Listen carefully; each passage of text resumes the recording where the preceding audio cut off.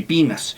Y es importante o interesante la formación de la población o de la historia de las Filipinas, Pedro. Si bien las Filipinas se independizan hasta 1946, hay un proceso antes de colonia española, de colonia americana y antes, del Oriente, con influencia, por supuesto, de Japón y de China. ¿Cómo es la historia? Gracias por estar aquí en tu programa.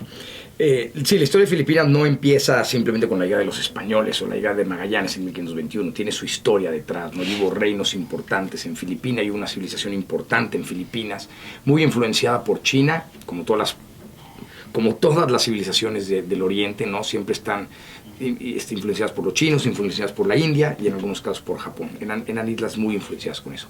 Ahora, no eran civilizaciones demasiado adelantadas porque no encontramos grandes construcciones de estas civilizaciones en Filipinas, aunque hubo algunos reinos separados entre ellos, y el haber estado separados entre ellos fue lo que aprovecharon los españoles cuando llegaron. Magallanes en 1521, en su vuelta al mundo, pasa por las Filipinas, y aunque no coloniza y no deja a una sola persona ahí, las declara patrimonio de España. Él sigue su viaje, muere antes de llegar a España de regreso, pero bueno, es un antecedente. Cuando Cortés conquista finalmente al Imperio Azteca, aprovechando la división que había entre sus poblaciones, manda 3 carabelas hacia las Filipinas. De estas 3, 2 naufragan y la otra que llega no puede regresar. No se sabe mucho más de lo que pasó con ella. Parece que lograron regresar a través de unas islas y algunas noticias se tuvieron. Es hasta 1543 cuando, a través de la lucha con los portugueses que se habían aliado con los locales, que llegan los españoles y empiezan a reconquistar las islas que nominalmente eran de ellos originalmente, ¿no? Por el camino conquistaron la isla de Guam, las islas de Saavedra, que a nadie le suenan porque son las islas Marshall, que después se quedaron los americanos, las islas Marianas también las colonizaron los españoles, y lo que hicieron fue lo mismo que hizo Pizarro con el Imperio Inca y lo mismo que hizo Cortés con el Imperio Azteca.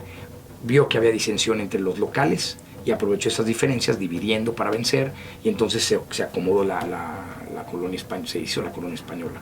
Se funda la colonia española de las Filipinas. Va a ser un punto importantísimo para los españoles porque a través de esa colonia van a poder comerciar con China, ¿no? 50 años después que Colón llegó a América, pensando en que llegaba a China y pensando en el comercio con China, 50 años después, efectivamente, los españoles empiezan a comerciar con China, pero desde la plataforma que eran las Filipinas. Y entonces empiezan a mandar esos productos de Oriente, como lo platicamos en el programa anterior, empiezan a mandar esos productos de Oriente hasta la Nueva España. Ahora, el cruce de la Nueva España era muy, muy, muy dificultoso, pero era más fácil hacer eso que darle la vuelta de regreso, agarrar la ruta hacia el otro lado, hacia la India, el sur de África, Cabo de Buena Esperanza, y subir hacia Europa. Era una ruta de más de un año, entonces aún así era más corto.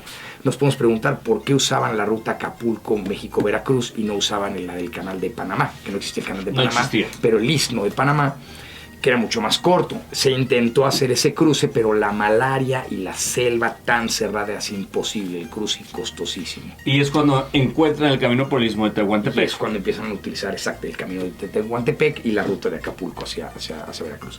Y entonces por eso se utiliza esas rutas. El comercio fue durante 250 años, fue básicamente ininterrumpido. El último que tenemos noticia del comercio con la Nueva España fue en 1815, porque se había interrumpido por la Guerra de Independencia de México. En esos 250 años partieron 110 naos de China o 110 galeones de Manila, de la zona, ¿no? Esta relación comercial que hubo entre las Filipinas y la Nueva España va a dejar huella importante en Filipinas, porque hay muchos rasgos de la cultura mexicana impresos un poco en Filipinas, ¿no? Sí, porque los Castillas con K, que les llamaban ahí en Filipinas, no eran más que españoles y criollos. Claro, porque allá no hay C. Claro. Ahí no se usa la C, se usa la K. Entonces estos Castillas con K eran básicamente criollos que venían de la Nueva España, no directamente españoles. Entonces traían con ellos tradiciones y costumbres mexicanas o novohispanas que se arraigaron mucho en Filipinas, no tienen ahí cierto... Y durante todos estos años fueron una colonia de los españoles y funcionó perfectamente en este entramado comercial que había entre el Pacífico, la Nueva España, Sudamérica, las Antillas, las mayores, las menores. ¿Qué datos curiosos históricos tenemos de esta colonia y de este negocio de más de 250 años?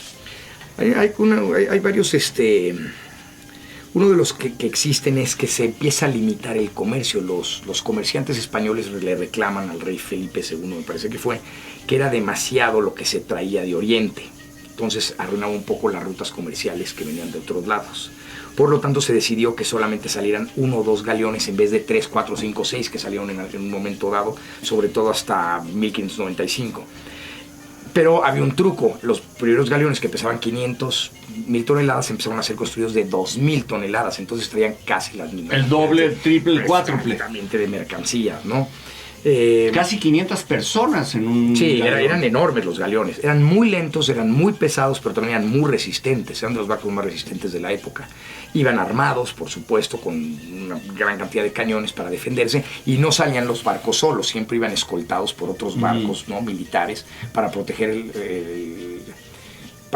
la mercancía, que era valiosísima, ¿no? Porcelanas de China, seda de China, alguna vez lo dijimos, que espadas de, ¿no?, sables, samuráis de Japón, especias, ¿no?, canela, clavo, animales que no existían en la Nueva España y no existían en Europa, que eran traídos, y era una ruta mucho más corta, porque no te puedes traer un animal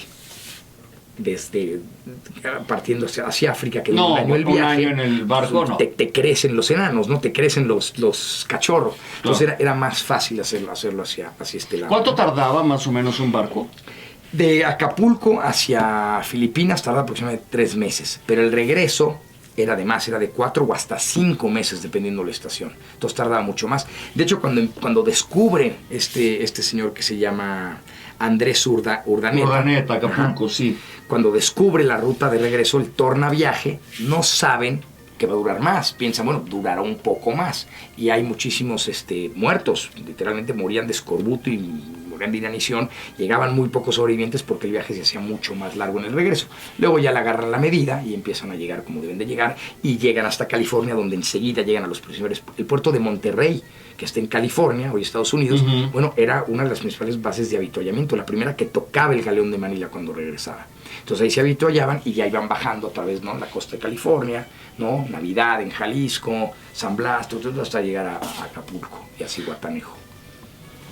¿Qué sucedía en ese imperio español y cómo pasa de ser español a América?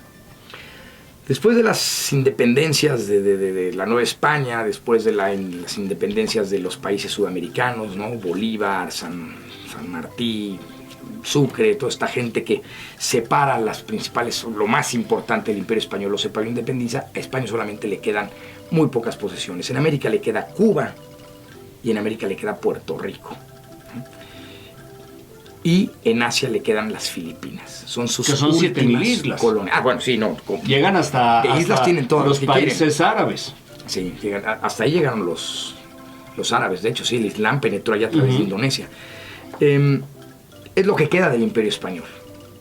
Y una franja de territorio que le van a dar después en Marruecos, como casi premio de consolación los europeos.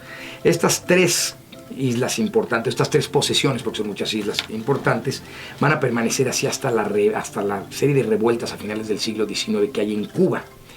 Todos estos manifiestos independentistas de Martí empiezan a calar en el pueblo cubano y empieza una guerra de independencia contra España.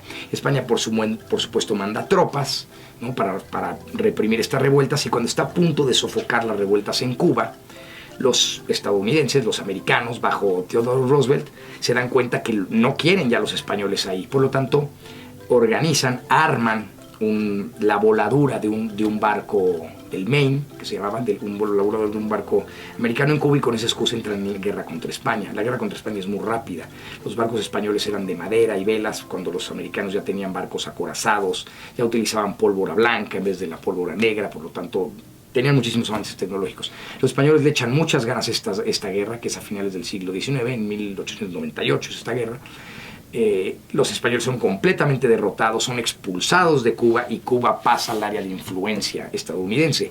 Y los españoles en esta guerra pierden lo que no tenían que perder y los americanos ganan todo lo que no tenían que ganar. ¿Qué quiero decir con esto? Que no solo se hacen con Cuba, que después la van a dejar independiente, pero va a ser como un patio trasero de los americanos hasta la llegada de Castro. Puerto Rico pasa al control de los americanos y las Filipinas pasan al control también de los americanos. Por lo tanto, el poderío español en Filipinas termina después de esta guerra y pasa a ser una colonia americana. Pero no tiene nada que ver Bal Harbour y todo este bombardeo con la independencia de Filipinas.